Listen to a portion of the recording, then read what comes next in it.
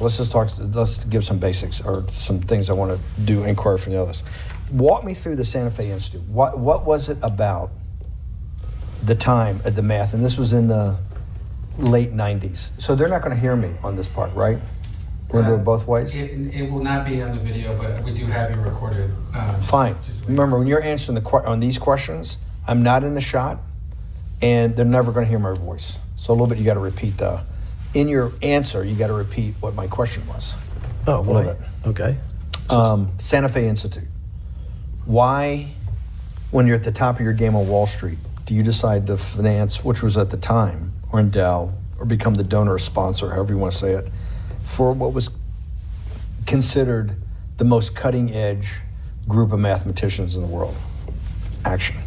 So Santa Fe Institute in the late 80s, early 90s, I was interested, I was on the board of Rockefeller. So that starts, Rockefeller University, formed by John D. Rockefeller to sort of give back to the community. It's east side of Manhattan, except it was old. It was sort of old-fashioned. They were talking about medicine, and medicine by itself was, again, subject to the ideas of science. They were trying to use science to find cures for disease. And I said, no, we need to do something different. We need to start interdisciplinary work. How did a schmuck like you get on the board of Rockefeller? What year was that? I don't remember. Late, I think 89 and 91. So that's one of the most prestigious research places in the world, correct? Yes. Okay, how did a guy like you get on the board of a blue blood, internationally known, hard research, Nobel Prize winners all over the place? How do they pick a guy like you, a trader from, or basically some guy from Bear Stearns? Good question. So I was asked to be on the board of Rockefeller, and I think I was on the board of Rockefeller. There was a money manager who said, Rockefeller needs someone with financial expertise because the university is growing and there's lots of new things. You have to, again, we go back to the original discussion the last time. Up until the mid-'80s or sort of mid-'70s, the most important thing was your name. If you were Rockefeller, you already were considered to be brilliant. If you were head of General Motors, it was your reputation. It was who you knew, who your family was, what was your character. And then in the mid-'70s, basically, if you remember, you probably had a calculator. It was very advanced in those days to have a Texas Instrument calculator, where it could, by putting in the numbers, it would multiply for you to do square roots. And that was the first, and everyone who had a calculator was already advanced on Wall Street. A simple calculator, almost like your accountant. The most important parts of business were really now going to calculations. So it's not only mathematics, but it's things that could be calculated. Reputation couldn't be calculated. I could give you, are you a 10 on a reputation scale, an 8? What does it mean to have a measurement of your reputation? We'll get to that later. But places like Rockefeller needed someone to say, look, we're entering a different world where numbers and the numbers of companies, portfolio management was going to be balanced, it was going to be statistical. Jeffrey, could you come on the board? Potentially sit on the finance committee, Nancy Kissinger and a bunch of other people. And David Rockefeller and I got along very well. He was this unbelievable human being. Respectful to everyone. He introduced his driver as his colleague, not his driver. He would never say, this is my driver. He said, it's my colleague.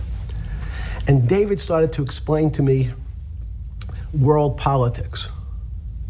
So David would say, Jeffrey, money is going to be sort of the most important things. People don't understand money. You seem to have this knack for money.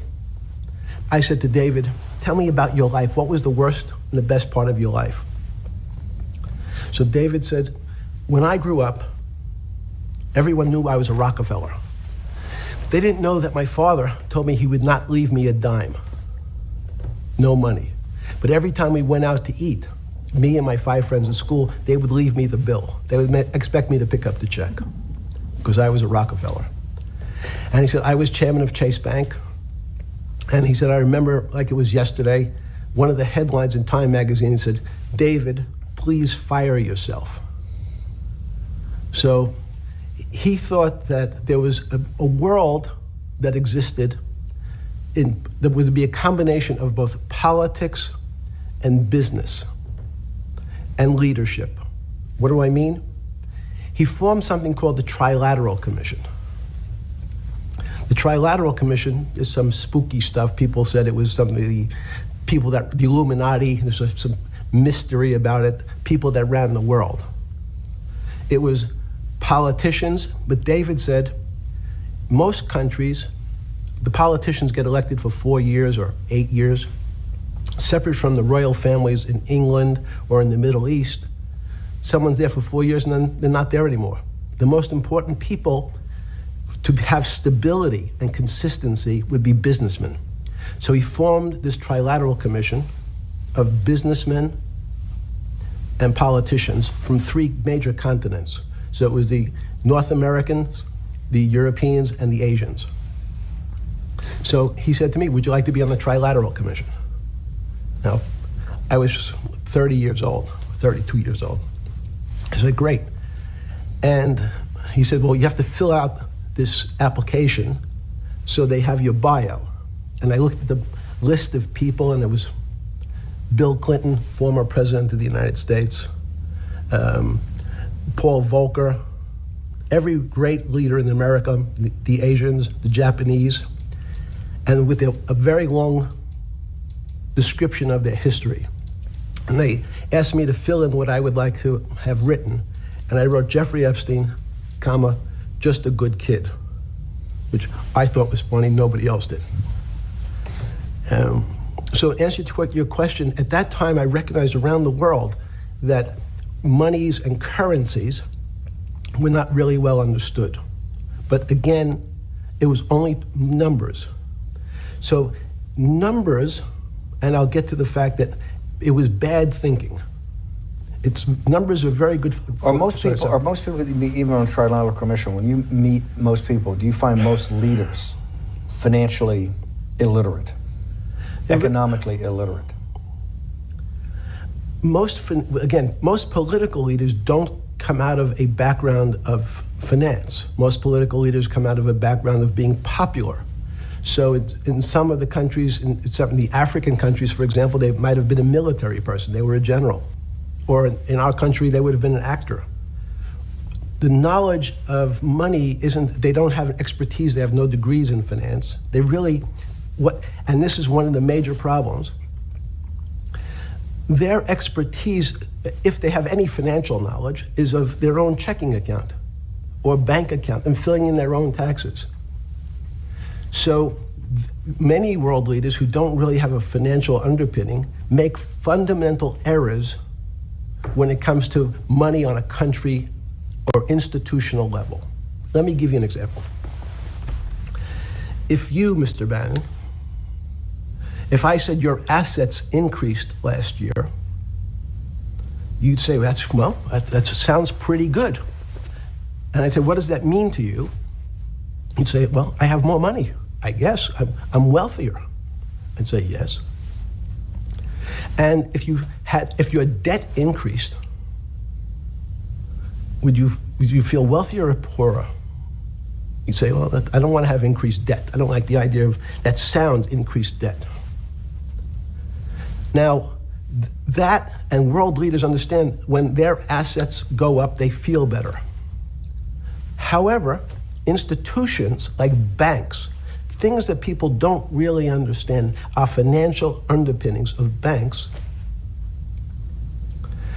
When I say your bank, Mr. Bannon, you have the Bannon Bank, you doubled your assets. Sounds good, but what does it really mean? It means people owe you more money. You don't have any more money. What? Yeah. A bank's assets are how much it is owed by other people. That's crazy. So if the bank goes from $2 billion of assets to $10 billion, it means people owe it an additional $8 billion, but their assets have gone up. So the terminology of assets and liabilities is different for banks. It's not natural. And what most people, and you ask questions about world leaders, there's many people, I think your old boss Mercer understood, there's a fundamental part of money which is called fractionalized banking. And fractionalized banking is something that finance people understand, and the people on the street, and when I say people on the street, that's where I was when I started on Wall Street, would find it impossible to believe. Impossible. Why? Bannon Bank, I give you $1, just one single dollar. In our system of banking, I would say, okay, Steve, I gave you $1. How much could you lend out to your friends? And your natural reaction would be probably something less than $1 because I want to keep something in my pocket. The way our system works is if you as a bank are holding my dollar, you can lend out an additional $8 or $9. No, it's impossible. I only have $1, Jeffrey. We have something called fractionalized reserves, which is if you have 1, you can lend out 9. That's the way our system works. And so not only do world leaders not understand banking, but the man on the street, my father who worked in the park department, it would be beyond his imagination that people could lend out more money than they actually had in their pocket. Next question. But how did this, in understanding that, when you get on something like the Trilateral Commission, you're on the board at Rockefeller, which is the most advanced research. You get brought into the Trilateral, which is the elite of the elite. How, since you're only at that time 30-something years old. 8 years from teaching at Dalton, right? You're a Dalton. No, 10 years. 10 years right. teaching at Dalton. Yes. Walk us through. I mean, put us in the room. Walk me through exactly what it felt like. What it felt like being on the board at Rockefeller. We got these Nobel laureates, and you're sitting there making decisions, and you start to meet these people at Rockefeller. And you start to meet these people at the Trilateral Commission. What did it feel like? It's a great question. So what did it feel That's like? what I'm in the business of asking. Yeah. What did it feel like meeting some of these people like Kissinger or Rockefeller? And those were two extraordinary people. But in general, I think the question, the people on Wall Street, I tell the story, the first day, one of the first days when I was in Wall Street, someone said to me, would you like to buy ATV? And I was looking in the brochure and I couldn't figure out what stock had a symbol of ATV. And when I finally said, well, I can't find it. And they said, what's the matter with you? Do you want to buy ATV? Which is, he was selling hot televisions, stolen televisions from the floor of the American Stock Exchange, referred to in common parlance as the televisions fell off the truck. So I knew what that phrase meant from Coney Island. But what I found was most people, be it in business, in normal life, or in the world leaders, don't really understand money. It is something they think about. They have a sense of what it is. They certainly want more of it. But they also make statements like, we want more money, but we don't want more debt, which just shows a misunderstanding of what money at its core really is. So most people don't, they want to make it, they want to save it, but to understand it intimately is not a normal characteristic. At the first Trilateral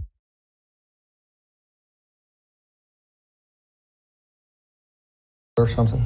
Yeah, you're good. Just give me approximate. You joined the Trilateral I Commission. think it might be And we'll be able to show we'll pull down the chart of where your name was, but just give me roughly when it was.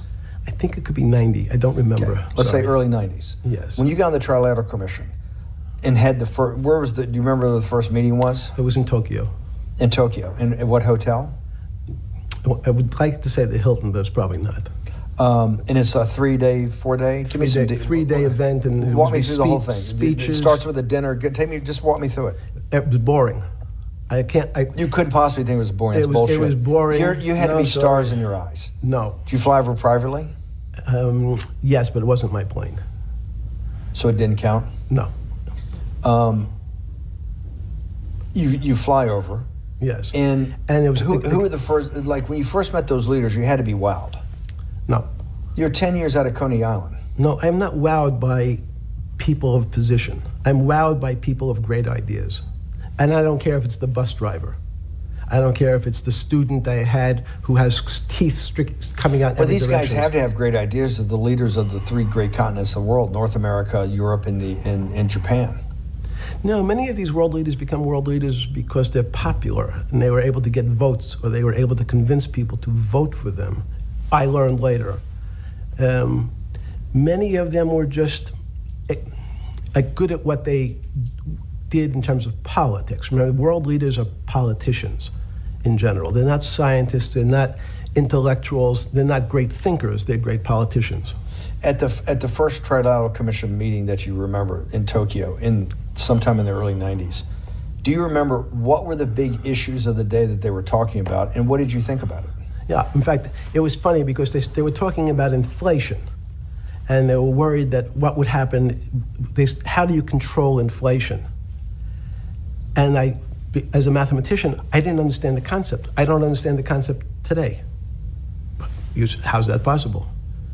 Well, when you talk about most things to do with money, money is meant to be local. It's US dollars, then I understand what it means. If inflation, it means my dollar today inflates, and it doesn't buy as much as it did a couple of years ago. The prices go up.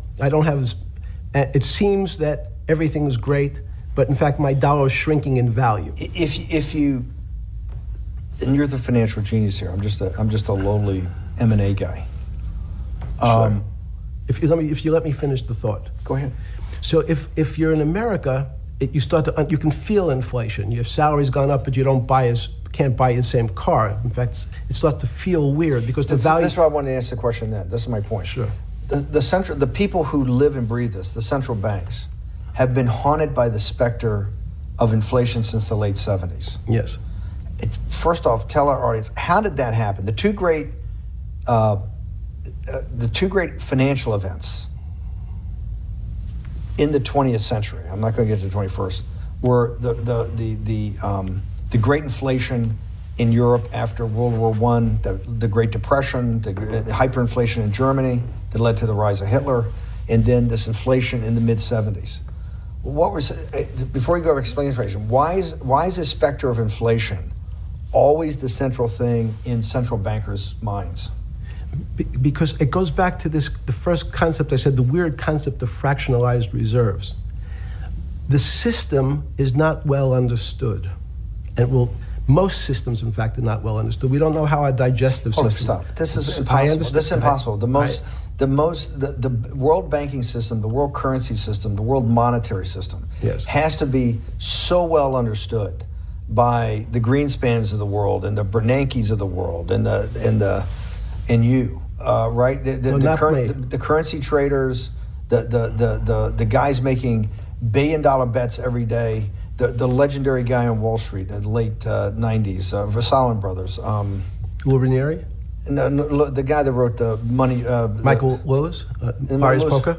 Yeah, Liar's Poker. Who's that about? That great trader. Lou Ranieri. No, it wasn't Lou, the guy that ran the desk. That eventually ran the hedge fund that went long-term capital. Yes, I don't remember. Who's the guy? I want to say, I don't remember. I'm sorry. Lou Ranieri is big, but those guys have to understand the system perfectly. No, they don't understand the system. They understand the local part of the system. So, for example, why is not only inflation, most bankers are terrified if the public understood that the bank really doesn't have their money at any one time. It's one of the things during the Depression, there were runs on the bank.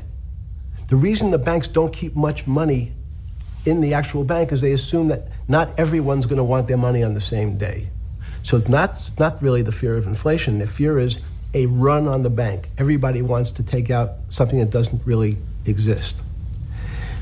Inflation is tied to interest rates. It's a more complicated example.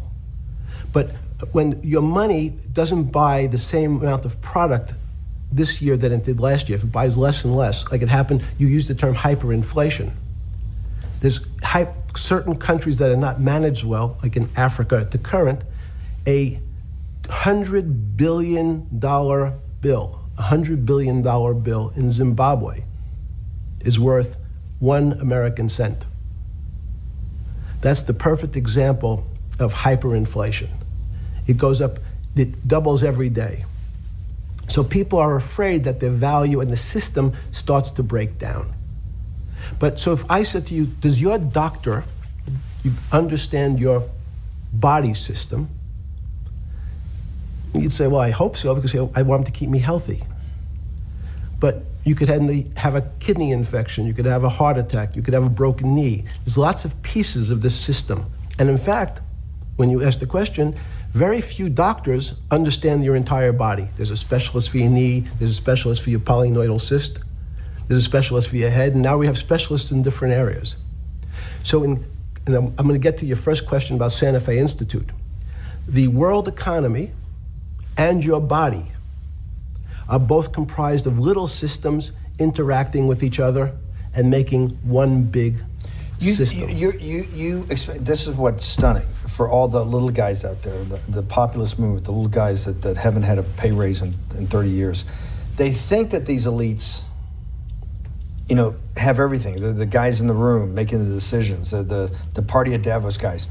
You're sitting there, you don't think many people today really understand the complexity and really all the moving pieces and how they interconnect to the world's financial system.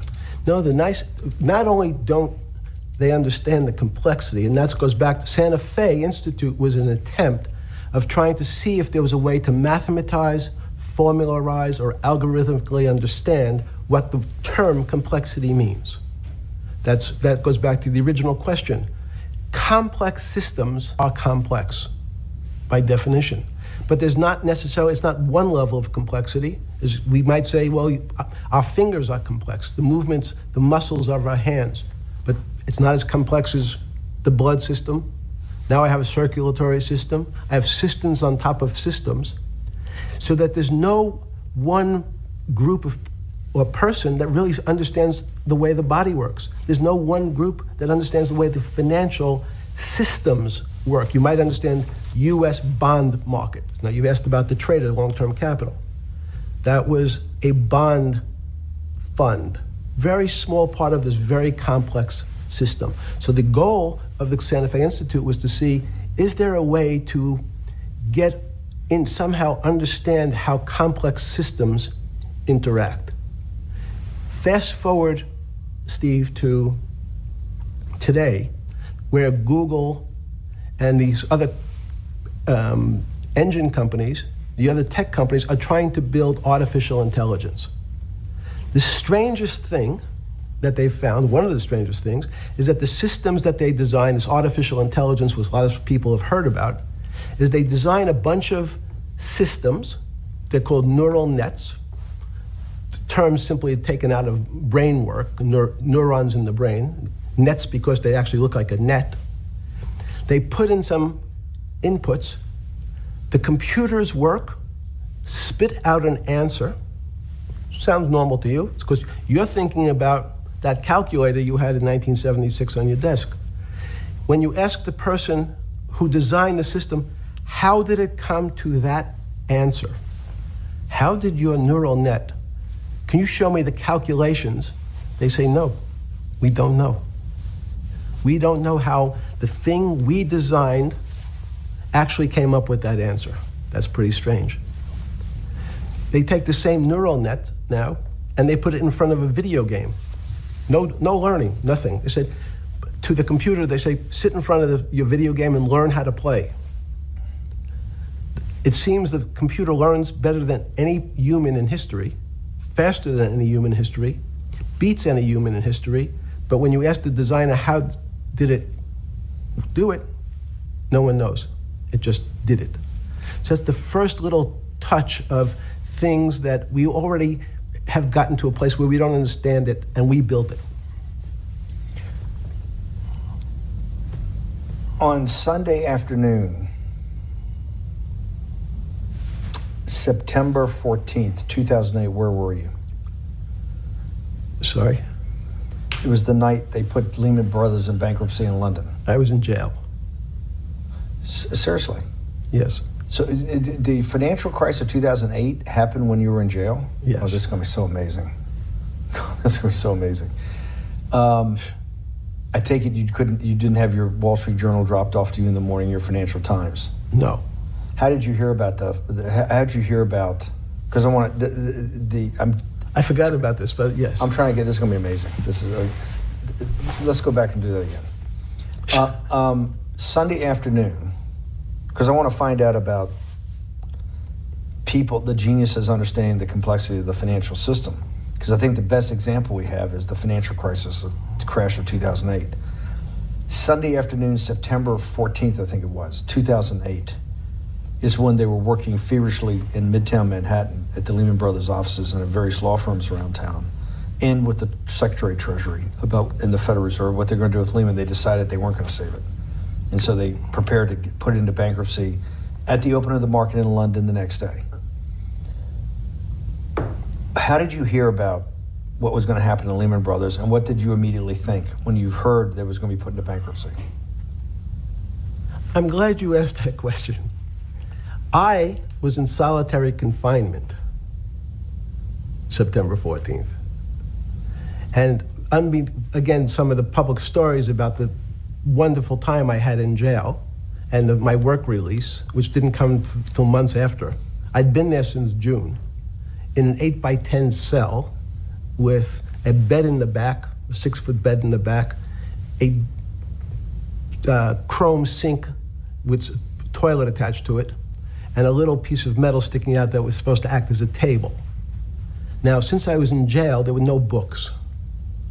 Why? There's no library. No library, but you're in jail. No, I was in jail, not prison. So in jail, I was in a place which is called the Special Housing Unit, which is for the roughest, toughest, meanest people. They had put me there, they said, for my own protection. So I was in a 8x10 cell with a little slit in the door where they would serve my food on a tray about 9 inches by 4 inches. And then as soon as I finished eating, they'd take the tray and close it down. And one of the guards said, do you understand there's Wall Street's crashing. I'm worried about my pension fund. What should I do? And I said, sorry, Wall Street's crashing, what's happened? And he said, there's some crisis and some companies are going bankrupt. I said, are you sure? And he said, yeah, it's all over the papers. We're all terrified we're going to lose our life savings because we have either a 401k or our pension funds. We don't know anything about money. Mr. Epstein, can you tell us, like, what's going on? Am I going to be able to afford my children's education? Am I going to be bankrupt like this company called Lehman Brothers? And there's another company in the front page today called Bear Stearns. Oh no, I said. Why? Because that's the company I was a partner in.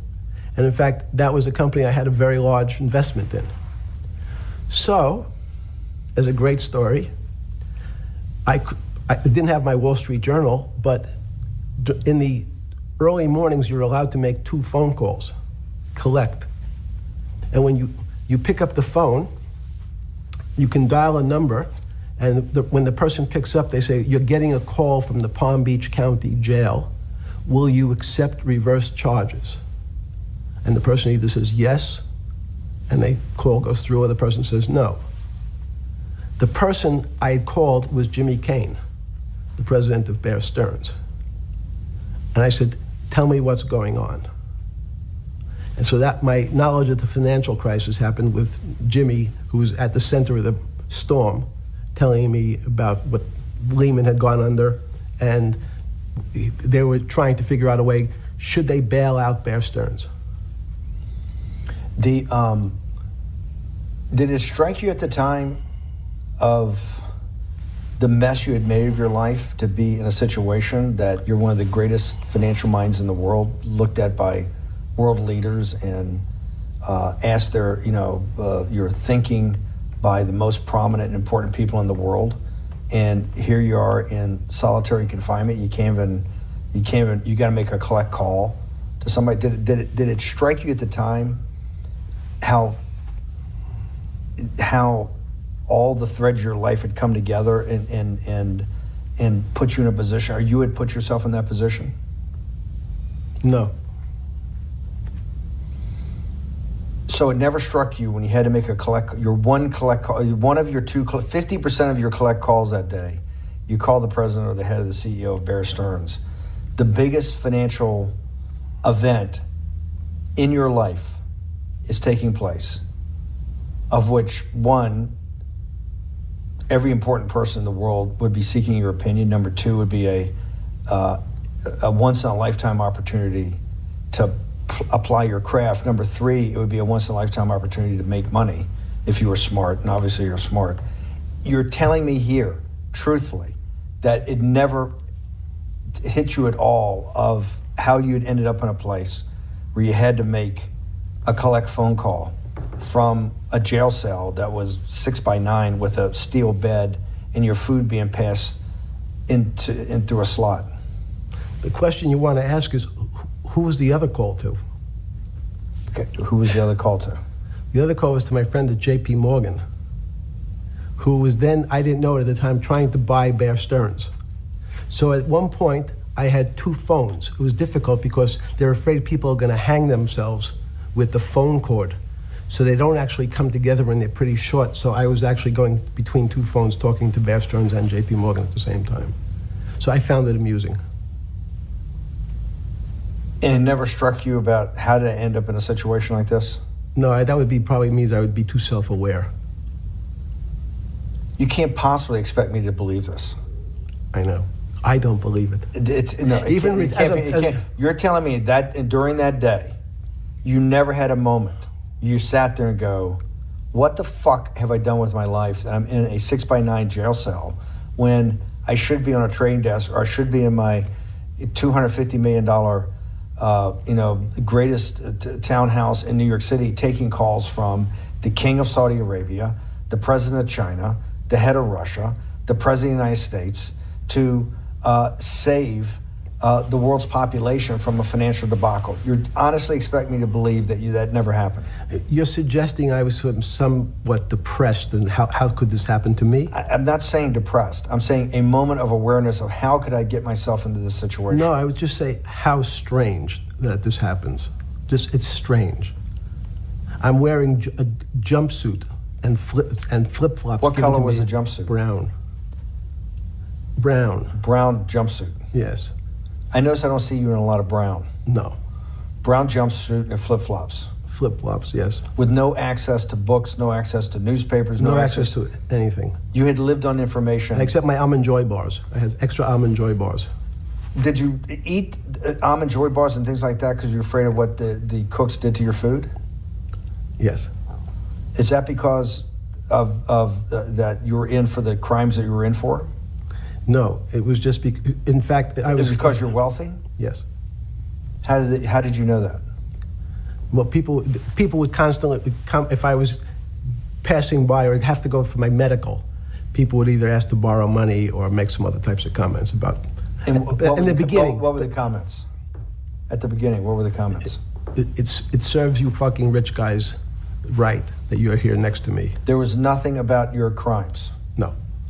So all this rumor you hear all the time about people in prison that commit the type of crimes you commit, you're saying in your personal thing is not true? No. It was all because you were rich? Yes. And it was all because they wanted to borrow money? Or get advice. Yes. Where they get advice to go long? Yes. You're telling me is this time to buy? You're telling me in solitary confinement they're interested in going long? Yeah. They want to know what does that say about human nature? Well, what I think the people find, one of the reasons they wanted to keep me in solitary confinement was they're afraid that everybody would want to know which stocks to buy. But what happened was, after this crisis, now it's on the front page of every newspaper. I don't want to lose this day. Sorry. When you first heard that, was it Bear Stearns had been kicked into bankruptcy, 6 months before? No, this is the same time. This is part of the same deal.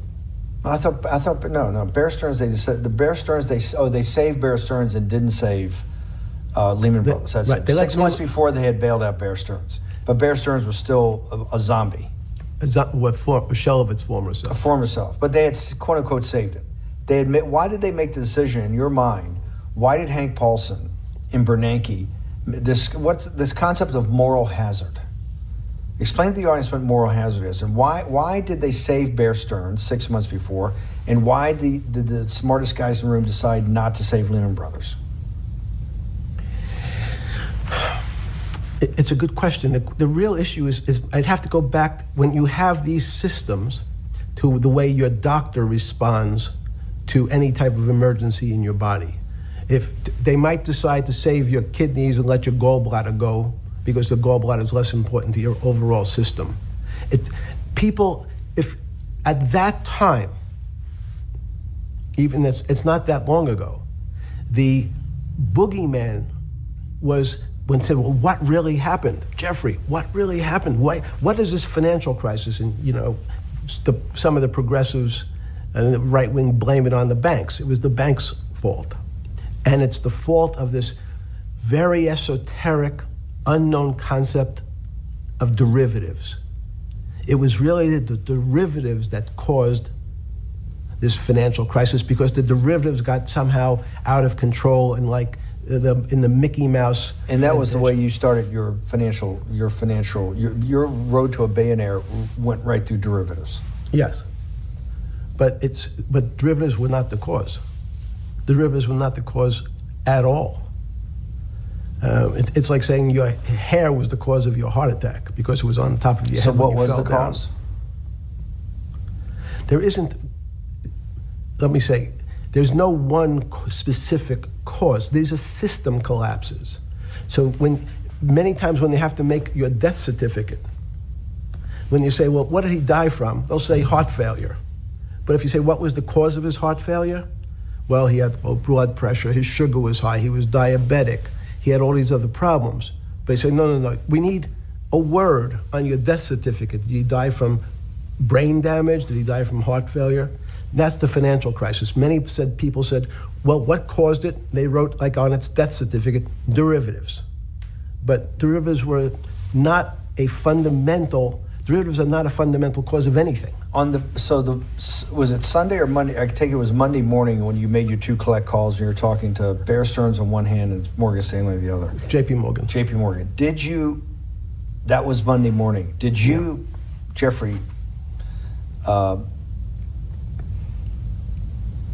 being one of the financial geniuses in the world, did you understand what Lehman Brothers is going into bankruptcy, the domino effect, that by Thursday the financial system would be under such extremis that if it didn't have $1 trillion cash infusion in the United States, it might collapse? Did you know that at the time? Did you view that at the time? Yes. You did? Yeah. Why? Again, I don't want to bore you or the audience with the idea of it's a medical procedure, but you had system failures.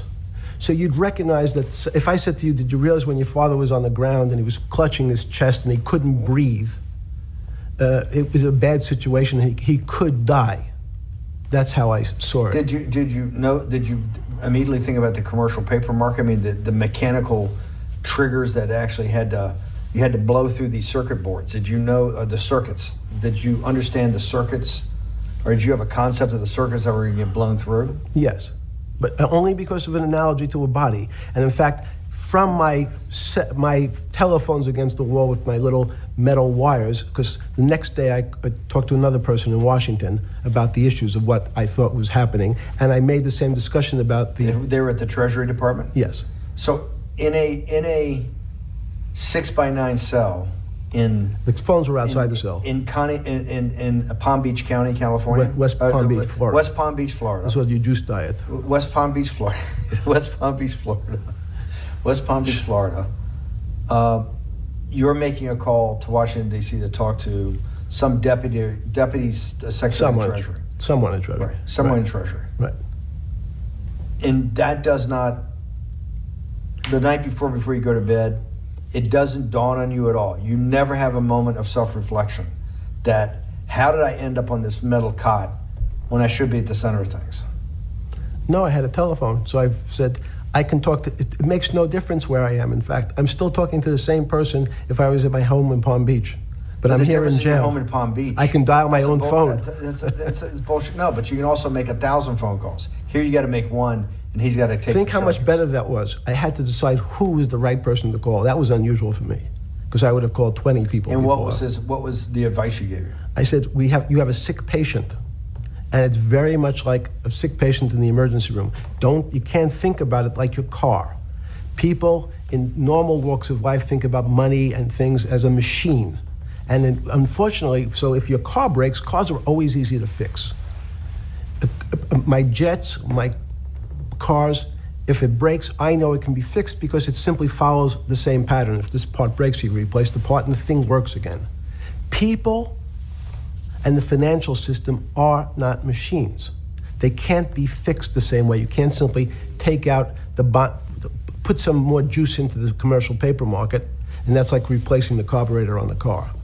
It's much more, I have a patient who can't breathe, has a stomach problem, can't see, looks bleeding at the same time.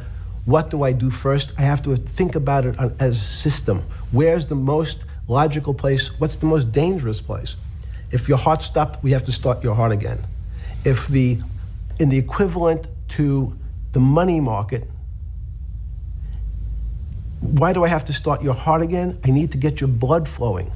If your blood stops, you're dead. If liquidity, which is the equivalent of blood in the financial system, dries up. Once liquidity is basically cash, putting cash into the system. Forget system. about what it is. Okay. Liquidity is liquidity. It allows the system, it's the blood of the system. You need to pump blood hard into the body of the economy to keep it flowing. And if you're, especially when you're worried about someone dying, you're not going to be worried about the niceties of, well, you got the shirt dirty and there was some damage. Pump in that blood, keep that heart pumping. When you talked to the person in Treasury on Tuesday, the 16th, did you get a feeling as you were sitting in your 6x9 jail cell in West Palm Beach, Florida, that they were on top of things? No, you can't. It's impossible to be on top of things. There's no such thing. It's, again, the doctor watching the patient die, you hopefully have some confidence that he's seen it before.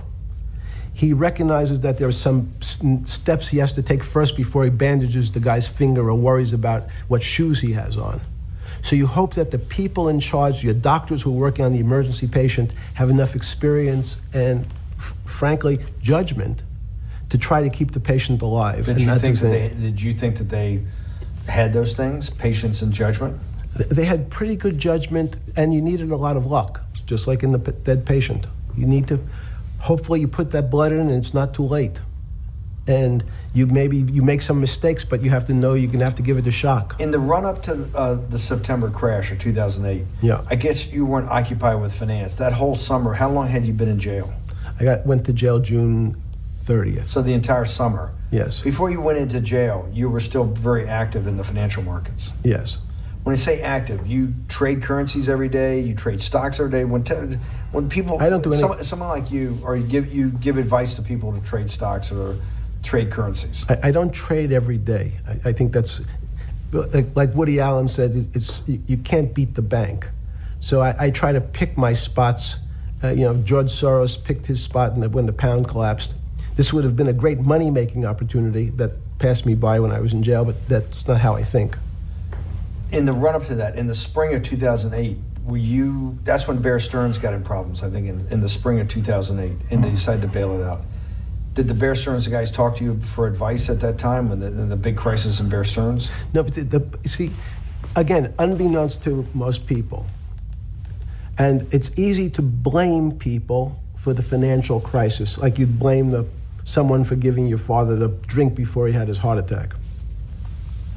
But what really happened, the real enemy of the finance system was Bill Clinton. And if you ask me what and who caused the financial crisis, I would tell you it was Bill Clinton. Because of what Bob Rubin and he did to deregulate the financial system? No. Because as of the last time we had our 60-minute interview, you talked to me about home ownership. And you asked me whether everyone should own a home. And I told you, no, it's too risky. So the financial collapse of 2008 is because of hardworking African Americans, Hispanics, and whites who wanted to have a ownership stake in the society that all rested on their shoulders. They're the culprits. No, not at all. Okay, then I didn't say they were the culprits. I was pretty clear it was Bill Clinton. Okay. And why was it Bill Clinton? Because Bill Clinton wanted to get votes from those people. And he sold them the idea that instead of renting in a house, and historically the values of houses have gone up, and he said, you guys in these local communities who haven't been able to afford a house before, I'm going to show you a way. I'm going to give you a way, because I'm sure I'll get your vote, that you can own a house, because I want your vote. So what we're going to do is I'm going to let you buy a house, Mr. Bannon, when you really, you're right on the border, maybe, or not even on the border. Your credit is not good. Okay, let's be honest. And it's not my fault, it's not Bill Clinton's fault, but if whatever happens, at the moment your credit score or whatever it is, your credit's not good. Now, normally, you come to me and want to borrow money, I'm a bank, and I say, I'm sorry, Mr. Bannon, I can't lend you money because your credit score is not up to where it needs to be. Hopefully, if you work harder and clean up some of your problems, it will be. But no, what I say to you is, I'm going to figure out a way to lend you, not give you. I'm going to lend you money anyway, though you don't have a good credit score. And don't worry, I'm going to get rid of the term that you don't have bad credit. Bad credit sounds pejorative. You don't want to be a person. Sounds judgmental. Yeah, it sounds judgmental. So what we're going to do is we're going to call your credit situation subprime. Oh, nobody knows what that means. Subprime. That means prime is good credit. Subprime is not good credit, less than good credit. So we'll call it something that people really won't follow. And we'll tell you what, we're going to have people lend you money, though you are a subprime borrower, and I will figure out some government agencies to guarantee your loan, though I don't think you're a good risk. So the banks say, no, we don't want, initially, the bank said, sorry, this is too risky, Mr. President, for us. We're in the business of managing risk. It's not our money. It's the hard-working people's money sitting in our bank. We can't lend to people whose credit is not prime. You're asking us to lend to people who are subprime. And he says, here's the key, if you don't, Mr. Bannon, I'm going to make sure the Justice Department charges you with discriminatory lending because you refuse to lend to my subprimers. In business terms, you should never lend to. But what we'll do is I'm going to form an agency called Fannie Mae and Ginnie Mae, just another agency names. They'll guarantee your loan. So don't worry. Don't worry. You don't have to pay it back anymore. Even though and maybe you don't even have to work as hard anymore. That's probably a harsh statement, but these players, these two big firms, Fannie Mae, will guarantee the fact that that bank will receive its money. Now, the bank says, wow, best deal in history. I refused to lend to Mr. Bannon, but now he has the big brother, his Uncle Sam. He went to his Uncle Sam, and Uncle Sam says, I'm guaranteeing it. The bank says, I want everybody. Give me as many people as you can give me, because Uncle Sam is the best credit in the world. Not only it's the United States government. We'll take it all. We'll take as much subprime as we can handle. because it's the best investment for the moment. It's a strange investment because it has politics that has inserted its way into the numbers. Politics doesn't belong in the markets, but now we're going to have, I want the votes, we'll make guarantees that you who can't get a house normally will be able to get a house from the bank. The bank says, this is the best deal in history. We will package 100, 300, 1,000 of you subprimers, and we'll sell it off to somebody else. And the whole system becomes mired in subprime mortgages. That's becomes the issue. What do you mean mired? There's just too much supply. It's a supply-demand problem. You get too much supply. No, it's a very good question. What does too much supply mean? Well, then you get to people, go back to your first question to me, government leaders. Government leaders know if they're good, and they can do mathematics, they can balance their checkbooks. So certain people in Congress said, well, how do you value these subprime mortgages? The banks say, we've been valuing them the same way we've always valued them for the past 20 years. The accounting firms, there's something in this country called GAAP accounting, which is a standard type of accounting. And we account for them the same way we've always accounted for them. If we paid $1,000 for your mortgage last night, when we put it on our books today, we're going to say its value is $1,000. So it makes sense. I paid for it what's its value? It's $1,000. That's what I paid for it last night. No. The Congress people said, that's not really a good answer, you know. That doesn't give us confidence that you know what you're doing. Because what happens if you have to sell it tomorrow morning? Something's happened and you have to sell it. Remember, there's kinds of stress tests. Would you be able to value it at what you paid for it the day before? And Wall Street says, that's not the way you can think about this. This is crazy. We always value things at the cost from the day before. And they changed the accounting method. In essence, to say, not what it was worth yesterday, but if I have to sell, what would it be worth? That's impossible. So what happens is, every bank now has to value something they bought yesterday at lower than they paid. Never before in 20 years did they have to do this. So something they bought at 1,000, on their books was 1,000, is now 990. That starts to, you asked the question about what did I start to think about. Something's 1,000 and 990, this person now has to value it at 980. When did you first start to get nervous, understanding Bill Clinton in all this? Did you change glasses? Yes. Okay. I changed shirt. I saw that black. Are you okay with the... Yeah, great. I think we're gonna have all kinds of changes. I'm experimenting. Okay. When did you get a feeling? Did you ever anticipate, before it happened, something like 2008 could happen? No. How could that be? Because it's the word, I can beat it to death, is that it's very much like would I anticipate I'll have a heart attack tomorrow? Unlikely. Was 2008 a heart attack or a stroke? Debilitating? It's a better, it was both.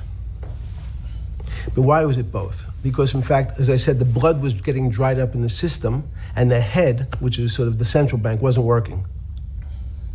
So to some extent, it was a combination. It was a crisis. Did you see that building up over time?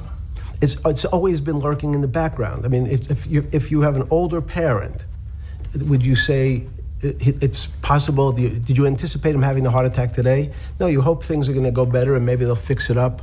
The system was getting too complex, and it wasn't based on derivatives, because what people keep forgetting, and as I was just explaining, Wall Street, and in many professions, including Wall Street makes it sound complicated. They don't want the little guy to understand what they do because they make so much money and they don't do very much. So they couch it in words like derivative and stock options and commodity futures and different types of contracts. It's all fairly, everyone is capable of understanding it. It is not complicated. But Wall Street, because they make so much money from doing fairly simple things, needs to make it more complicated than it really is. We had a very big recession in the early 90s based upon real estate and Japan basically imploding. Let's again, Okay. you had a recession in the 90s. I don't know what it's based upon.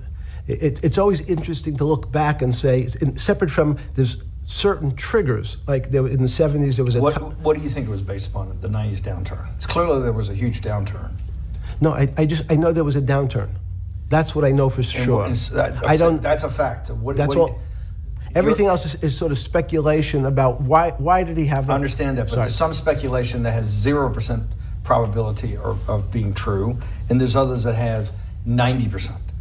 In the range, when you look at the range of alternatives of what could have caused it, in 90, and what I'm trying to do is get you all the way up to 2008. Look, you're the smartest guy in the room, right? You know that. Do you think there's anybody in the world today? Oops, this is going to be a bad question. No, but do you think anybody in the world today, the Alan Greenspans, the Bernankes, is there any central banker you know, any partner of any Wall Street firm, any guy running a trading desk, and I would take it that would be, or anybody at a Larry Fink at BlackRock, Steve Schwartzman at Blackstone, the top 100 financial guys, and let's throw in a couple of Nobel economists, and let's throw in the best professors at Wharton, at Harvard, at Stanford. Do you think that there's anybody that understands money or understands the world's financial system as good as you? There must be. But it doesn't come to the top of the head. No. Okay, fine. Now that I've gotten that, let's go back to 1990. In that arc from the fall of the Berlin Wall to 2008. Good. We started with the implosion in Tokyo of the Japanese economy, Japanese financial markets. We had the huge run-up in internet stocks, right? We had the implosion of that in 2000. The bankruptcy of Drexel Burnham in 90. Mm-hmm. Implosion of Japan, huge run-up in equity markets for the internet, implosion of the internet in 2000, 10 years later roughly. Mm-hmm. And then this run-up through the Iraq War and all that, the run-up to 2008. Every 10 years, it seems like, we're in some sort of 10 years before the 1990s was the 70s. You sound like an astrologer. Okay. And not a finance person. I'm not a mathematician. It just seems to me a pattern of every 10 years. That's misleading. That's exactly right. Okay. Because people like to see patterns. People like to see patterns where there are none. So a pattern of a financial crisis every 10 years is just in my mind. Yes. Long-term capital, that had to be bailed out back in the late 90s when everybody panicked. And that wasn't that bailout today would look small, and it was $5 billion or was $30 billion. Businesses fail all the time. But long-term capital, and the Federal Reserve stepped in. But I'm saying people go bad. Things go bad all the time. Yes, you're correct. The audience that's watching this, the little guys, they go bankrupt all the time and nobody gives a shit. You know why? They're a little guy. But when long-term capital management goes bankrupt, or Bear Stearns goes bankrupt, or Lehman Brothers goes bankrupt, people care because it's an unfair characterization. Why do you say that? Because again, it's the complexity of the situation. If you think about you have a complex system. You have your body. Now, in fact, the little guy is my finger. This is. And Bear Stearns is your heart. That's correct. The banking system is my heart. The system, I can't risk my because remember, it's not only my. You haven't been able to name. Hang on. You haven't. Hang on. No, hang on. I was trying to hang. I wanted to see if the hang on worked. No. You haven't been able. You're not good enough yet. You're like junior wizard trying to do it. You haven't. Yes. I'll say, since we can't name another guy that's as good as you. Now, there may be a couple out there. You're not bragging. You're humble. It had to be sometime. Please tell me there was some time before you went to jail and basically got cut off from daily information in the summer of 2008, that you started to get very nervous that this complex system, that something was deeply wrong? Okay, first, let's go back. When I say no one understands the system better than I do, it doesn't mean I You always understand. sound like a doctor. You're afraid he's going to get sued for giving a thing. Yes, You're not taking on no. any liability. There's no contingent liability here for your answers. No. But the word understand is the problem. Okay. I don't understand the system. So I don't understand the financial Will you system. please stop? You cannot sit here and Yeah, tell me. no. What we just went through, I'll go through again. The hedge fund managers, the money managers, the central bankers, the commercial bankers, the heads of the investment banks, the heads of all the trading desks, the top economists, and I'll throw in the business school lecturers at Stanford. Of all the top 200, 250, you can't name at the top of your head the guys are at least at your level. You have to understand it somewhat. No. Sorry. We all don't understand it. No one understands it. It's a miracle. It's that's part of the problem. It's impossible to understand. That word understand simply means if this happens here, that will happen there. It's predictable. Understanding means it's predictable. It's not predictable. That's the problem. In complex systems, that was the fascination. Is there a way to tease out some level of predictability? So even No, in fact, you would ask the question, it's a great question, which was it a stroke or a heart attack? Now, most people don't know that before they were going to have a stroke, they had a stroke. They just have a stroke. Do they understand why? In hindsight, you go back and you can make lots of explanations that might sound good. And if you're talking to the working man, you're using language that he'll never understand. It's complex. So he, just like going to his doctor, he says he has a gastrointestinal problem, or he has diverticulitis, as opposed to saying, you had a stomach ache, you ate bad food. People don't like to say it in normal, everyman terms. The system had a stroke, but we don't know why. But you just, okay. Hardworking people, and there's a great social benefit, would you not agree, with having people having ownership in the system?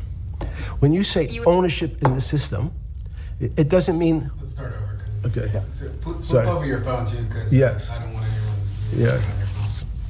So maybe flip it down or something. Yeah. Yeah, who knows what the fuck comes up with that phone? That's correct. We don't want to send you. KSA. I can't not believe I've got the magic moment when you're in fucking prison or jail, wherever the fuck it is, It's in crazy. solitary. Now, there's a funny part to that we missed, which is said... Go ahead, tell it. The funny part is what you asked me... Is there anything funnier than that? No. For black humor, I don't make any black comments, sorry. You asked me what I was wearing. That's right, you're too wrapped up in the Me Too movement. Yes. So I was wearing a brown jumper and a brown pair of pants given to me by the jail with the word trustee on the back. Because you had qualified to be a trustee? Well, the funny part was it was spelled Trusty. So I wasn't really sure. I'd been a trustee in many different operations, but it was the first time it was actually printed on my back and spelled incorrectly. Probably had a higher level of being a trustee at that than you had at all the boards that you were trustees, right? Yes, right, because as the trustee meant you get two devices to clean your toilet as opposed to one. Yeah, but it also meant that you had some sort of personal fiduciary own responsibility for oneself, right? In the jail? You mean? Well, that's what being a trustee is. That's why they give you two. Yes, you get two cleaners. No. I was a trustee in the jail because I was able to teach some of the kids to help them get their GED. So that's how they gave me a trustee job. There's no time. I got to go back to this because I'm like a dog with a bone in this thing. Yes. You can't. There's something deeply fucked up with you. At least something. Well, we know there are things deeply fucked up with this. You will get through in this film, Right. but you cannot possibly sit there, knowing that you came from nowhere, knowing that you went to the very top of what is considered outside of science and maybe physics, the thing people most admire because it's like alchemy, understanding high finance.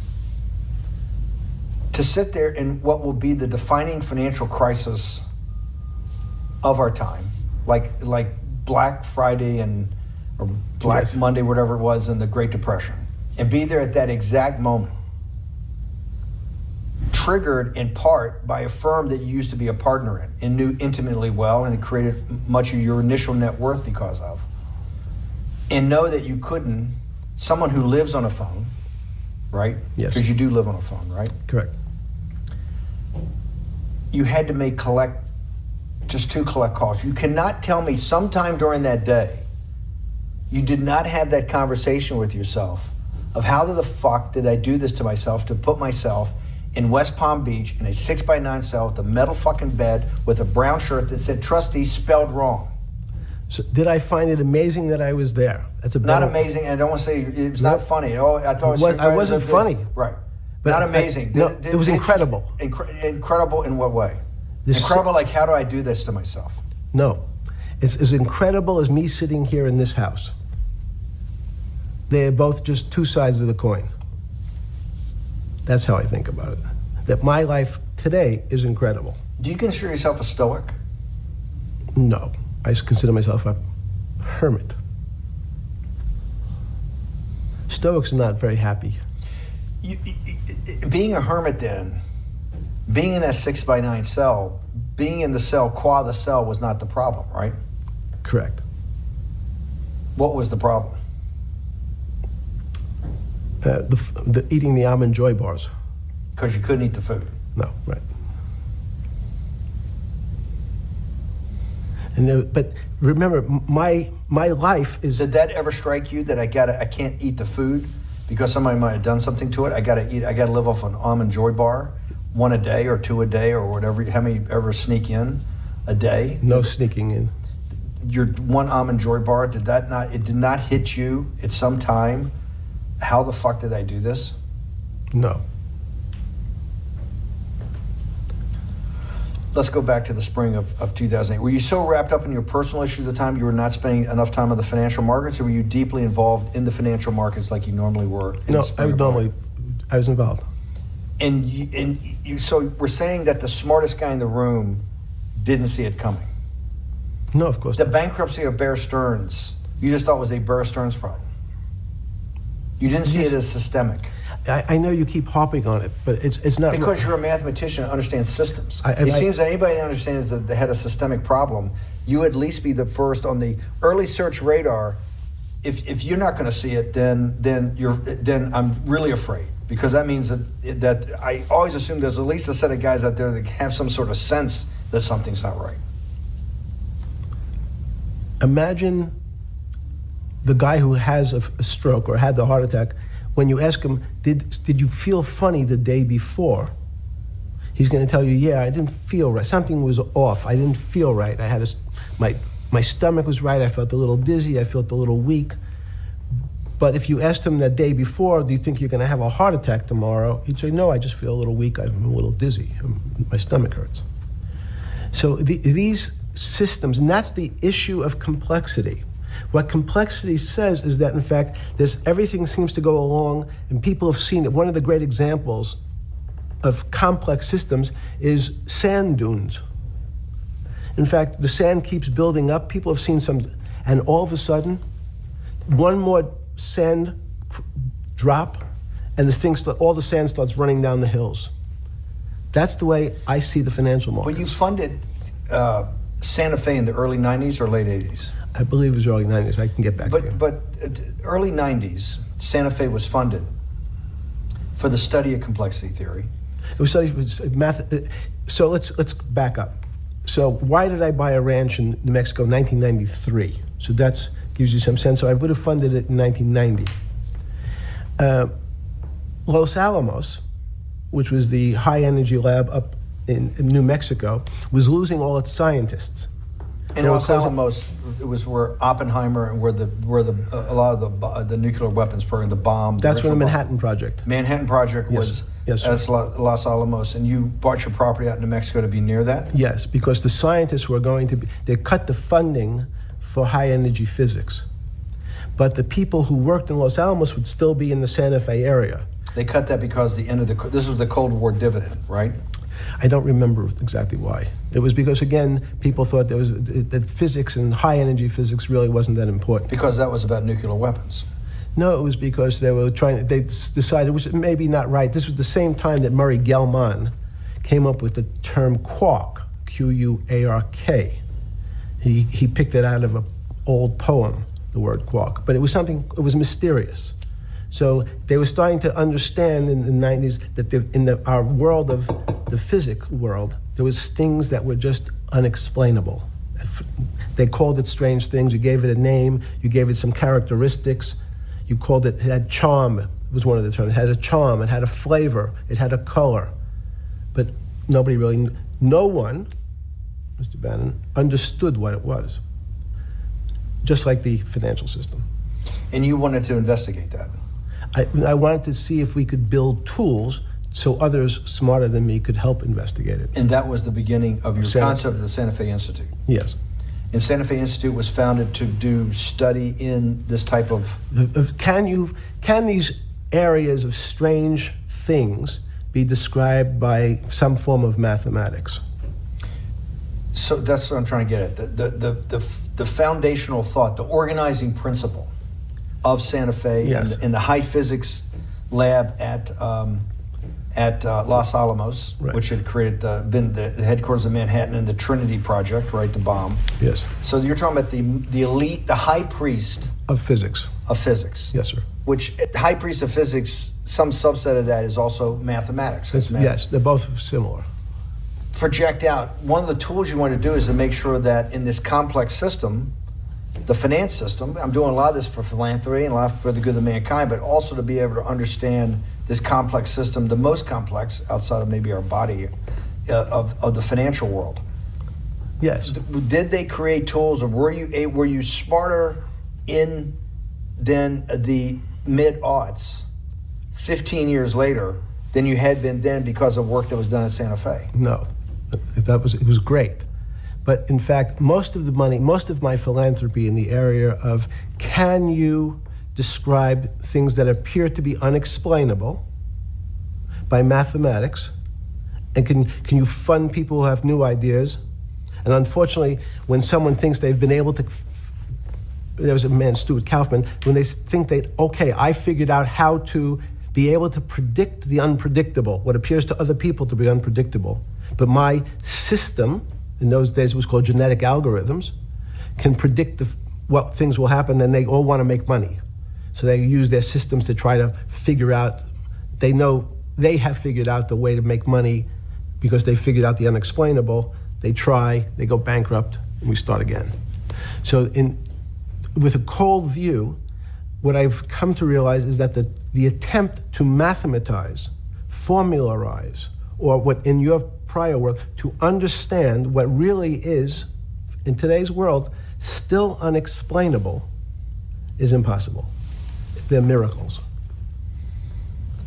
Your first head of Santa Fe was Christopher Langdon, I think. Langdon from Australia. But Murray Gell-Mann was the funder. He was the rock. Yes, he was the rock. He was a Nobel Prize winner? Yes. Yes, and a wonderful guy. He came out and helped us with the Biosphere 2 project.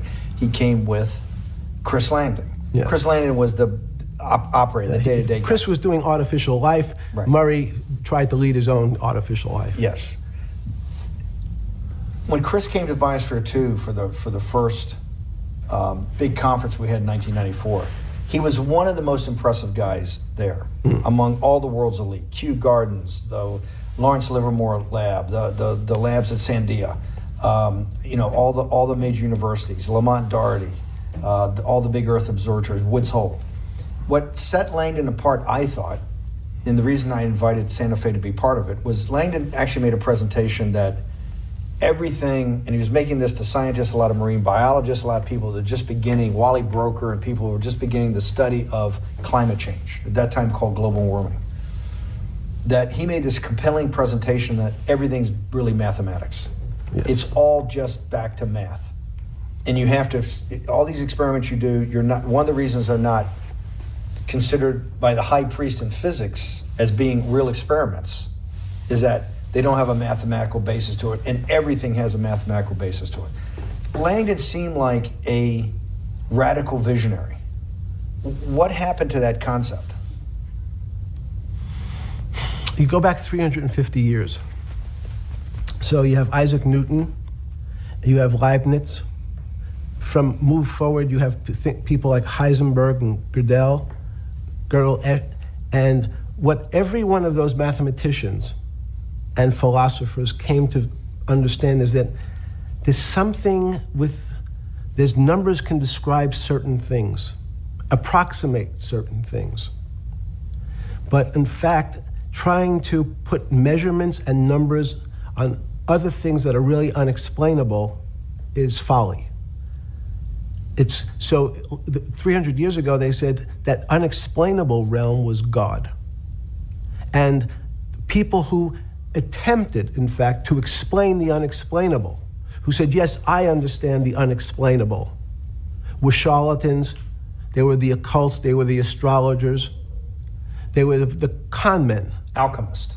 Yes, well, no, alchemist was, in fact, they believed that there was a way to transmute one metal into another. In fact, they always wanted to see if they can create gold. There's no reason, if you think about it, they recognize that one metal is different than another metal because it has some additional pieces to it. It has additional neutrons or protons or electrons.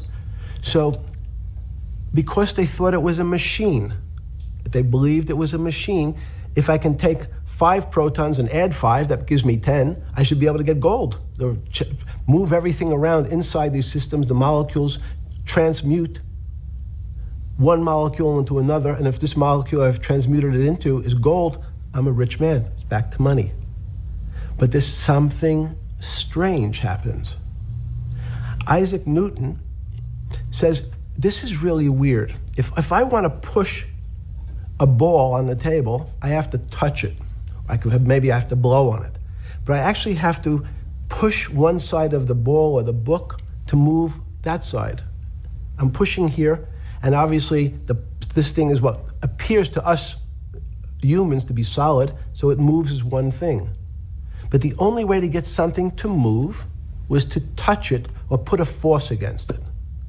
Okay, seems to make sense. Everybody has that experience. I want to lift a glass, I lift it. If I want to push a ball, I push it. If I want to pull a ball, I pull it. But he recognized when the ball fell off the table, it went in a different direction. How's that possible? Nobody pushed the ball down. And he said, this is crazy. Why did the ball go down? I didn't push it. I just let it go. So someone's pushing the ball, because I know that I am confident that the only thing that gets something to move is with a force that pushes. So there's a force that's pushing the ball down. In fact, he called it gravity. He measured how fast it was pulled, but never was able to explain why it happened. How is it? What is gravity? It's this.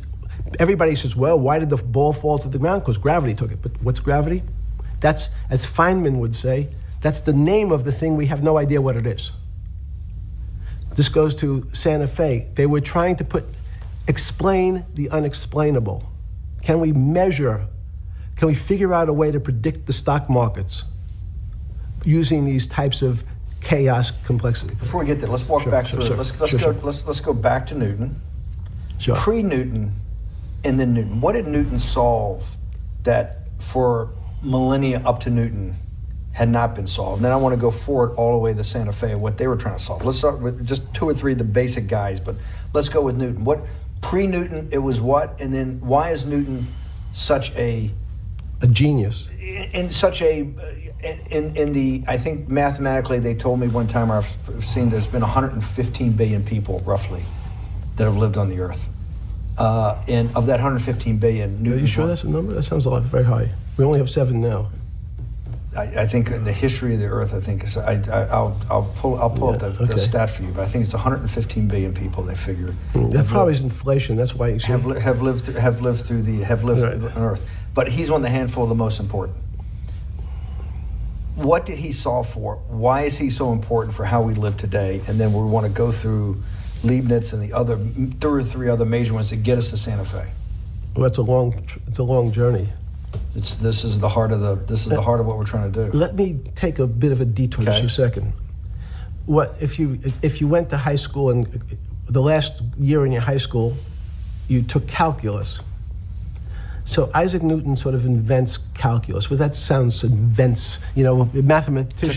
To torture seniors in high school before they graduate. Yes, but obviously, no. Yes, the answer is yes. Certain people could never do calculus.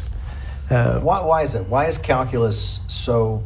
Why is that the dividing line between, to me, people who can handle that and can go on to do certain things, and people just hit the wall, even if they know math? It seems to me that there's that calculus is the thing that changes. It bridges. That's because it's about the theory of change and the theory of how things change. It's a great question, but in fact, what calculus does is it's somewhat philosophical. That's why mathematics is they used to. Newton wasn't a mathematician; he was called a geometer. That's what they used to call themselves. They understood geometry and numbers. But there's an old conundrum where it says and during Pythagoras' days, Zeno's paradox it's called, where they said, well, if the wall is 2 feet away from me, and I take one step that's halfway to the wall, that'll be 1 foot away, and if I take another step that's half again, that'll be half a foot away, and then a quarter of a foot, I could walk forever but never touch the wall. Doesn't sound realistic, doesn't make any sense in our real lives of the physical. But what Newton understood is many problems were like that. Many things approached the wall, or in calculus, approached the limit, but never really reached it. So he said, it's okay, you don't have to reach it. We can do lots of the mathematics as if it was so close, it was almost there. And we could do lots of mathematics almost being at the limit. And this is really important, Steve, for today. Because most of the science up until today was things that are starting to approach the limit. You were taught in high school that if you had 1 divided by 0, if you remember your high school algebra, you were told, what's the answer to that? Is there an answer to 1 divided by 0? No, if you were in high school, I'd say, stay away from it. It's the boogeyman. You could write it down as it's undefined. It's not able to be determined. There's a bunch of things. But in fact, 1 divided by 0 is a strange things happen. It's a world of the strange. And what I'll explain to you after is that when you get 1 divided by 0, you get into a world we don't know what happens. The answer is it's not explainable. We can call it things like undetermined. We can have a convention to say it's X, Y, or Z, but in real life, we don't know what happens when you are actually at the limit. So Newton thought the same concept is that the limits were God. You got close to God, but you could never be God. He had this sort of religious interpretation. Okay, I want to go back to Newton. Why is Newton such a big dividing line in mankind's history? What is it about Newton? What is it about what he's trying to solve? What did they not know beforehand? And because we live to a degree in a Newtonian universe, although I realized later subparticle atomic physics, but at least for a while it was Newtonian. So what's the dividing line? Why is he so important? Why is he an inflection point in mankind's movement from the swamp to the stars? It's a great question. Stars were by Kepler. What Newton starts to allow us to do is to make accurate predictions. Remember that we've talked about that with money, about the things in our physical world, how cars, he didn't have cars then, how horse carriages moved, how bowling balls moved, how pool cues and pool table balls. Had people tried to solve that before Newton? Many. Heraclitus or Plotinus, Pythagoras, had these greats that we hear about, had they tried to solve the same problem? Not the same problem. They tried to again, what Pythagoras does, he starts to figure out this relationships in triangles. For example, everyone knows the a squared plus b squared is equal to c squared, that Pythagorean theorem, which is basically says these shapes in a triangle, each side of the triangle has a fixed relationship with the other two sides. That's strange. He knew, again, but it was all numbers. This was a system of things in the physical world, and Pythagoras says we can start putting numbers on things that help you predict how they will behave. You can add two triangles and make a square, some different shapes. They were looking at geometric forms. Newton says, well, I want to know how planets move. I want to know how things around me move. Can we find formulas? Can I find formulas that explain what I see in the physical world, how physical things interact and how they describe one another? Again, the fact that two solid masses, for some very strange, unknown reason, unknown today, attract one another, no matter what they are. People have seen the experiment. You hang something, two little metal balls from a string, and they move towards each other. In fact, they move towards each other was very specific. So when you drop the ball to the floor of this room, Newton says, in fact, the room came up a bit to meet the ball. The room moved. It's imperceptible. You can't really perceive that motion, but they attracted each other with certain ratios. So he started to be able to measure things in the physical world. And that was great advances. It also, now you wanted to move very quickly. Unfortunately, most people, especially in the 20th century, 19th century, said, well, like Newton, let's measure everything. Let's measure people's behavior. Let's measure their psychology. Let's measure their health. You go to we could have my blood test. Let's measure everything. We can measure Wall Street. Their voting habits. Measure.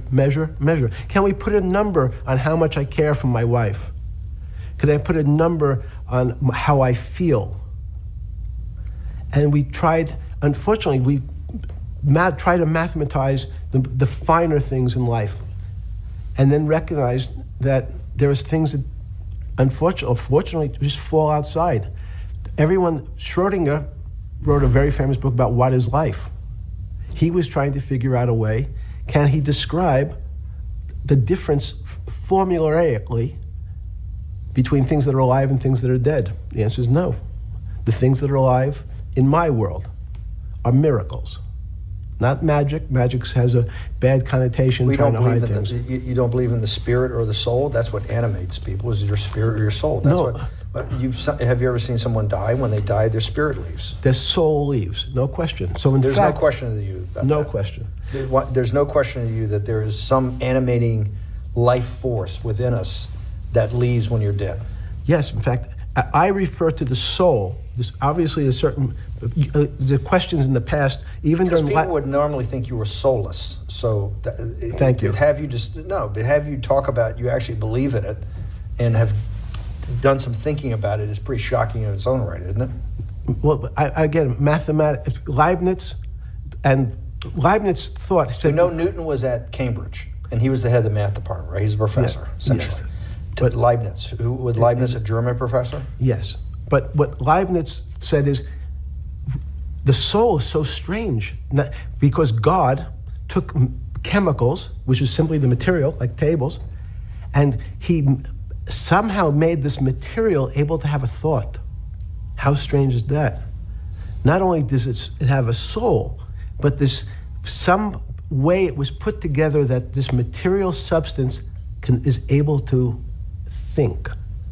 So when you say to me, it's obvious to everyone that there's such a thing as a soul. Now, if you're part of the Charlatanville, you'll try to explain it to people. The soul I describe as the dark matter of the brain.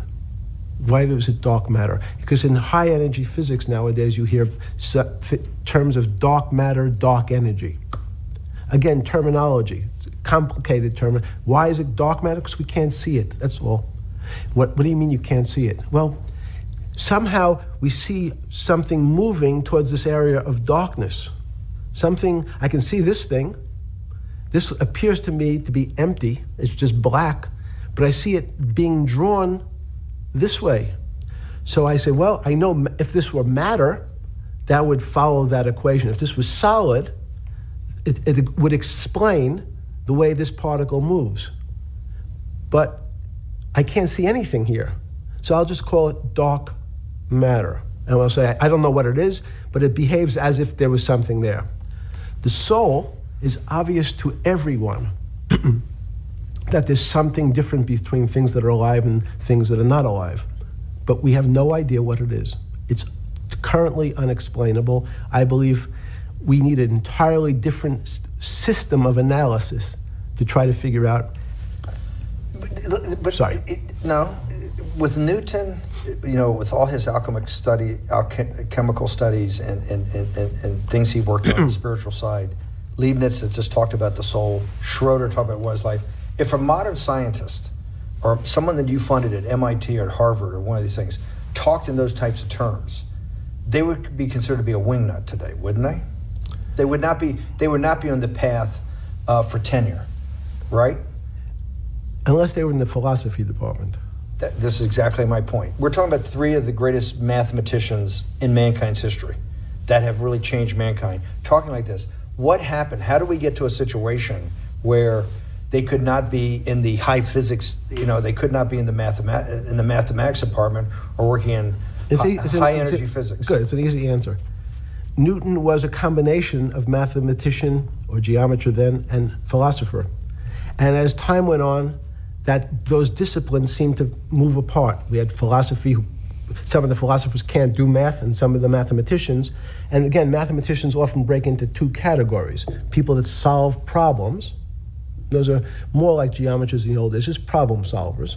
And then there's thinkers, theoreticians. They're more like the old movement towards philosophy. But neither one of those two groups have been able to figure out why something is alive as opposed to something that's not alive. No one's been able to describe what the soul is, but we all know it exists. And I think what we need is science is a bad word. I think science only describes the things we already know about the physical world. In fact, there's an argument that the physical world that we see has been created out of our systems of mathematics.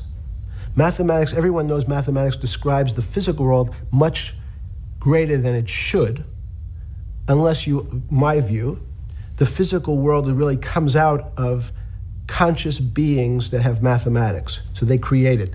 This table appears to you and I to be solid. To a bat, because we have light that's bouncing off the table into our eyes, it appears solid.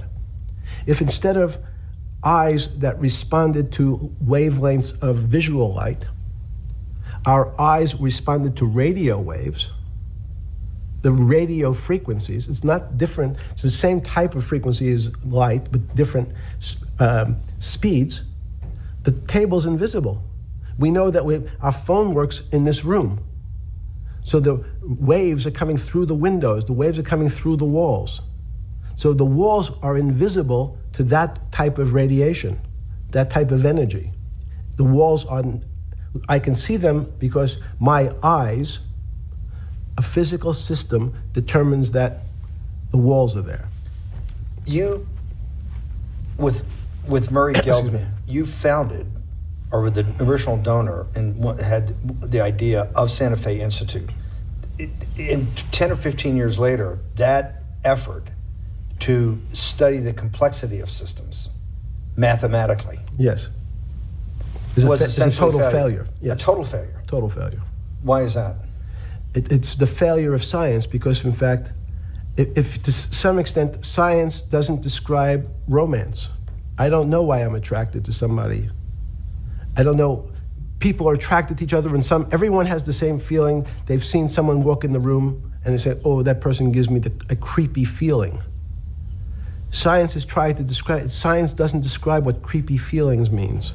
They just know it's a creepy feeling. I think women as I said the last time, have an intuitive sense. What is intuitive? They have intuition, they have feelings, and they're able to deal in the realm of things that men, especially men like myself, find unexplainable.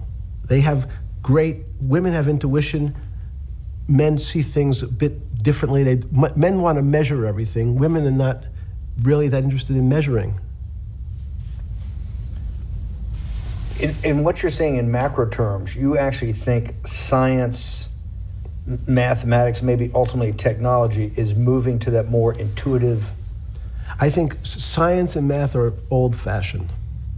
And unfortunately, people are still taught that they have to learn algebra in school and certain things in school, as opposed to learning to have an emotion. Is this what Larry Summers was trying to get at? Maybe he didn't say it perfectly enough, but what he was trying to get to in that system, the systems we study today, the way mathematics is either taught or understood, that women just haven't gotten up to the highest realms of engineering or physics or mathematics because of that. And you're actually implying that there's a either new branch of science, or we've hit an inflection point like in Newton that's going to go in a Newton took mankind in a different direction because he was able to measure. Then you had subatomic, non-Newtonian physics later. Are you saying that you think there's another developing field that's coming up that may take us, I don't know how many decades to get our hands around, but that's what's evolving out of this? Yes. Yeah. In fact, I think that mathematics, it's not the end of science. Every year someone says it's the end of, we can't discover everything. There's lots to discover with relationship to the physical world, but we know a lot already. In respect to the unexplainable world, we almost know nothing. Women, again, sense it. And instead of Larry Summers, I won't digress too much, but Howard Gardner early on said, there's not one form of intelligence. It's not mathematical intelligence. There's emotional intelligence, this kinesthetic intelligence. There's this argument that I reject that black people are less intelligent than white people. It's not true. We know, for example, that if I was in the forest and I had to run from the lion or figure out a way not to be eaten, and my competition is a local African, I'm the one who's getting eaten because they have the intelligence to deal with their local environment. So it's just different. It's not better, it's not worse, but there's many differences amongst different types of people. And so people have different intelligences, and they excel in some intelligences usually, and less so in others. When did it come to, because the world of high finance is a world of pure reason, or is it a lot of emotion and gut checks and on trading desk and central banks when these decisions get made? Is it that high church, like the high church of science of high energy physics, or is it as much emotion that comes in as much as the mathematics and the reason? It's a great question. I think if you talk to really experienced and successful traders, and you ask them how they know what's going on, they can't give you an answer. They don't know. They feel it. They can feel the way the market's moving. They can feel the way the stock's moving. And that these are not very well-defined terms. It's difficult to put in mathematics terms, how did I feel it? You could look back and make guesses what I was seeing. But great traders feel it and then act on their feelings. That's the difference. Many people feel it but are afraid because they want a mathematical justification before they take that next step. When you first got on the trading desk at Bear Stearns in the late 70s or mid 70s, were you shocked by how little actual understanding of mathematics that the traders comprehended? Yeah, well, again, we had a Texas Instrument calculator. Most stockbrokers, especially before 1975, if they were good stockbrokers, could add. That's about it. They could multiply. If you could multiply, you were already in the top 15% of stockbrokers. Stockbrokers simply meant there's a story. When I went to the first person, I had no money. And I said, how much money do you make a year? And he said, $400,000. I said, impossible. I'm making $10,000. That's probably more than your family had made in his entire existence. Yes. And he makes that in a year. I said, what do you do? And he said, it's too complicated for you to understand, which is what the main thrust of Wall Street people, they want to tell you it's too complicated. Because if you understood that that person was simply, he had a brother-in-law, in fact, in this case, who ran the pension fund of General Motors. His brother-in-law would call him and say, buy 1,000 IBM. He'd hang up the phone, he'd write it out on a ticket and walk it to a window. That was his entire skill set.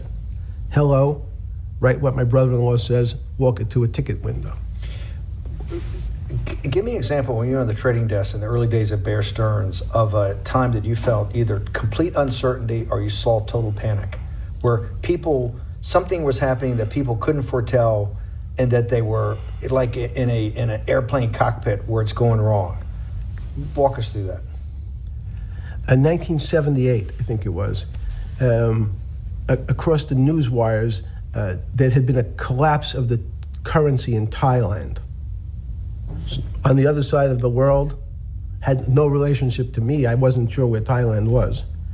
But the fact that a currency, a country's money, had all of a sudden dropped tremendously in value affected the rest of the world's markets.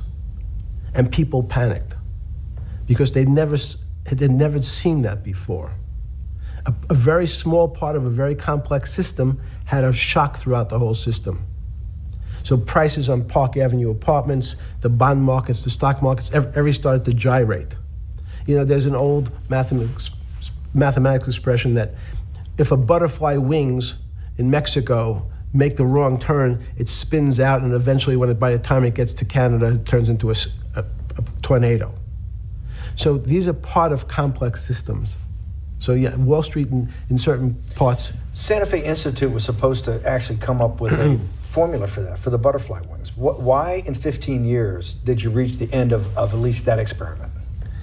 Every attempt to, that's why it's so exciting now, because I think certain people are starting to realize that there's so many things that are unexplainable that we have to think about them differently. Music is a great example. It's a common man's example. You know, when you hear a certain song, it makes you feel a certain way. How does it do that? We don't know. We can't mathematize it. And even that music, Steve, nowadays we compress music. When you have a violin, it's compressed onto your iPhone. So what does compression mean? I'm taking lots of information and I'm cutting it into lots of pieces and squishing it together. And when I squish it or compress it, I have to take out lots of pieces, but I say that they're not very important pieces. It's those pieces that we take out when we compress data, to me, are the most interesting parts of life. You just said a while ago, part of this new search for science may go back to when people were actually talking about a soul, and you said there's no doubt in your mind that there is a soul. Describe for me what you mean by that. What do you mean by soul? What do you mean soul different than the physical analog body that we're seeing on film right now? It's difficult to describe in words. I mean, I'm not a poet. Poems get a little closer to what that really means. But even the concept of what is life becomes complicated when you deal with plants and seeds. Is a seed alive? I don't know. Certain people would say, no, it's dead. When you're a banana, one of my favorite examples is the banana that's sitting on the countertop in your kitchen today. Is it alive or dead? What do you think about human life? Tell me about human life. But your banana is alive. That banana is breathing. It's on your. You say that's impossible, Jeffrey. No, it's not. Is the banana conscious? All these words. These are words. So everyone's trying to fit a very complicated concepts into a very small box called conscious or alive. These don't fit in that way. So if you put your banana in a bag and put another fruit in with it, the fruit ripens faster because the banana breathes with it. We don't understand most of those things. So you asked the big question. Sorry. You talk about the life. What about human life? What about it? Tell me what do you think? What do you think human life is? It's a miracle. It's a miracle. And when I say miracle, I can't explain it, and I make no attempt to explain it at the moment. We don't know how to think about it. And anyone, and again, another one of the Feynman quotes when he was talking about quantum physics, he said, anyone, Jeffrey, who says they understand quantum physics and quantum mechanics and quantum behavior, you know they're lying. Let's talk about it. That's post-Newtonian. Talk about what's the difference, who founded quantum mechanics, why is quantum mechanics taking Newtonian physics and taking it to the next level? It forms a much broader category. Let's go back to this desk. You use the thing of Newton using this desk. Why can't Newton's theory explain everything? Why did subatomic quantum mechanics or quantum physics have to come in to explain this? Well, so let's go right back to square one. Why is it called quantum physics? So quanta is a word that simply means packet, small amount. So it's quantized.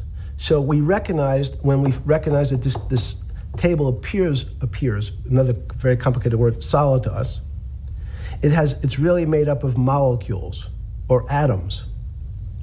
And atoms, we've given lots of names to what some of the behaviors. If you were in school, when you and I were in school in the 50s, the model was a little center thing in the middle, and an electron went around and around it.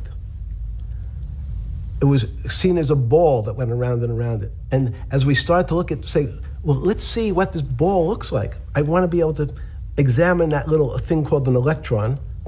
We found that there was nothing there. There wasn't the thing. It was simply a cloud of energy that we can call an electron. So we already started to see mysterious things as we go into very super small quantities, quantum physics. So quantum physics started to go into the very small, and at very small distances, we see things that we can't explain. We just cannot explain. How am I doing on time? 4 minutes. Fine. And to summarize, no, sorry. Let's go back to human life. When do you think human life starts? It's not these. So you see, this is the question. You're asking me to measure something again. It's the disease. It can't be measured. You just hate making commitments. That's why I'm not married. I'm peeling this onion back a layer at a time. All your bullshit and happy target can't be measured like that. Is that to say measure it's a commitment. You don't even like a commitment when you answer a question. I don't. As they say in golf, commit to the shot. I don't know what it means to be measured. You do know what it means to be measured. You're one of the leading currency traders, hedge fund guys, or stock market financial wizards. You're in the high priesthood of high finance. You certainly know how to measure. That's why you're a billionaire. Any other answer besides that is total and complete bullshit, and you know it. I know very few things. You know things can be measured. You measure every day. You weigh and measure every day. You weigh and measure people. You weigh and measure leaders. You weigh and measure economies. You weigh and measure politics. It's a very good. You weigh and measure. Hang on. Your whole life, in fact, is measuring. So what you've now done is a great thing, is you've used the word measure, a mathematic term, in the common vernacular, and abused it. So I don't even recognize what it means. It's so abusive to my field. Why? And let's go to that. In mathematics, measure means what specifically? There's no specific. It's an approximation, or giving something a number. Einstein said, we're not asking you to go to the 9th decimal point. You didn't say that before. No, you're not going to the 9th. I don't even. What if I say measure how tall are you? You'd say in your case 6 foot. 6 feet. But is it 6 foot 1 inch? Give or take, between 5'11" and 6 feet. But what's that? But I want. So the question is, I want an accurate. I got Zeno's paradox. I don't even know what it means to measure you. Am I measuring the top of your hair, the top of your skull, the finer, the more. You're being rabbinical. This is like. I shaved my beard off. I used to be rabbinical. No, my point is, isn't that going through the Torah where you're parsing every definition? No, so, however we broadly define measure, your life literally is about measurement, is it not? It's about putting numbers on things so that I can try my best. That you can call it whatever you like. If that makes you feel better. What do you know? No, I want to make you relate it happy. back to your scientific inquiry. No, even a number. People don't. A number is a complicated When did thing. you come? When did you come to this When did you come to this aha moment? Was when it was in your solitary confinement, when the biggest financial crisis in world history was going on, in your 7x9 jail cell with your metal bed and your two brushes because you were a trustee with the brown uniform on, trustee spelled wrong. Is that the moment of clarity that you had about science and Newtonian physics and everything that we can measure is really not going to be the way we go forward? It's going to be much more esoteric, emotional intelligence thing. Was that your moment of clarity? I wish it was, because it would make such a great story for this interview, but it's not. It's the fact that I lead such a privileged life to come across. But when did you? If it didn't happen then, when did it? Or did it happen before? I was going to hopefully get to the. Okay. I'm in a privileged position to have some of the world's smartest people come to my house and tell me what they think about different subjects, and I finally realized that the thing that they had most in common was there was this area, no matter how smart they were, that when I asked them the questions, they said they'd have to resort to a 500 or 1,000-year-old response to that question, which was, I don't know. You know who else found that out? Socrates. That's what Socrates kept doing, right? Socrates kept asking all the experts. He would go through, question after question after question, and realize at the end they didn't really know. They really didn't basically understand what they were talking about. And one of the things that people won't enjoy, it turns out that potentially one of the bad things to teach children is how to write. Writing, reading, and arithmetic was supposed to be, everyone's supposed to be taught, but writing forces you into a very narrow channel of thinking. You have to write in a certain form, in a certain way, in a certain linear pattern. So your thinking becomes somewhat narrow. The reason I brought up writing is one of the recent discoveries of mine with respect to Socrates, Plato, and Aristotle is they never wrote anything. They spoke, and people around who could write wrote. Socrates could think. So that was... Jesus of Nazareth was the same way, right? Never wrote anything. I thought he was a carpenter. He was a carpenter. But didn't he need like a little carpenter's tonight? I don't get that. But at least his written record. Right. One last thing. Sure. Thank you for having me to your house.